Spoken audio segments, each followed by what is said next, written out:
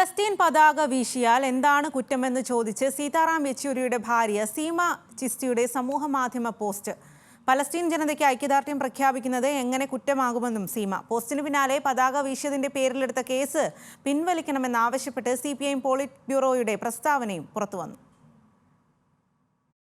CPIM general secretary Sitaram യെച്ചൂരിയുടെ ഭാര്യയും ഡീനിയർ പത്രലേഖികയുമായ സീമ ചിസ്തിയുടെ കുറിപ്പിന് പിന്നാലെയാണ് Palestine പതാക വീശിയതിന്റെ പേരിൽ കേസെടുത്തത്. എന്നാൽ കേസ് പിൻവലിക്കണമെന്നാണ് CPIM പോളിറ്റ് ബ്യൂറോ പത്രക്കുറിപ്പിൽ ആവശ്യപ്പെട്ടിരിക്കുന്നത്. മധ്യപ്രദേശ്, രാജസ്ഥാൻ തുടങ്ങിയ സംസ്ഥാനങ്ങൾ പതാക വീശിയതിന്റെ പേരിൽ ക്രിമിനൽ കേസ് രജിസ്റ്റർ ചെയ്യുന്ന പത്രവാർത്തയും സീമ തന്റെ പോസ്റ്റിൽ ടാഗ് ചെയ്തിരുന്നു.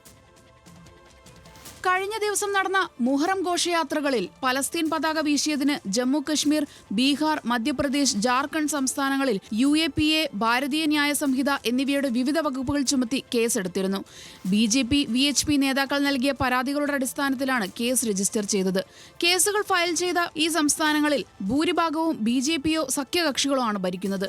അല്ലാത്തവ കേന്ദ്ര സർക്കാരിന്റെ നേരിട്ടുള്ള ഭരണത്തിന് കീഴിലാണെന്നും പോളിറ്റ് ബ്യൂറോ പറഞ്ഞു. കേന്ദ്ര സർക്കാർ പലസ്തീൻ ഭരണകൂടത്തെ പിന്തുണയ്ക്കുന്നുവെന്ന് അവകാശപ്പെടുന്നുണ്ടെങ്കിലും ഇത്തരത്തിലുള്ള കേസുകൾ രജിസ്റ്റർ ചെയ്യുന്നത് അവരുടെ യഥാർത്ഥ മുഖം തുറന്നു കാട്ടുന്നു. പലസ്തീൻ ജനതയോട് ഇന്ത്യൻ ജനത കാണിക്കുന്ന പിന്തുണ കേന്ദ്രത്തിനും BJPക്കും സഹിക്കാൻ കഴിയുന്നില്ലെന്നും PB പ്രസ്താവനയിൽ പറഞ്ഞു. കേസുകൾ പിൻവലിക്കണമെന്നും പലസ്തീൻ പിന്തുണ പ്രഖ്യാപിച്ചതിന് അറസ്റ്റിലായി തടവിലാക്കപ്പെട്ട എല്ലാവരെയും ഉടൻ വിട്ടയക്കണമെന്നും PB ആവശ്യപ്പെട്ടു.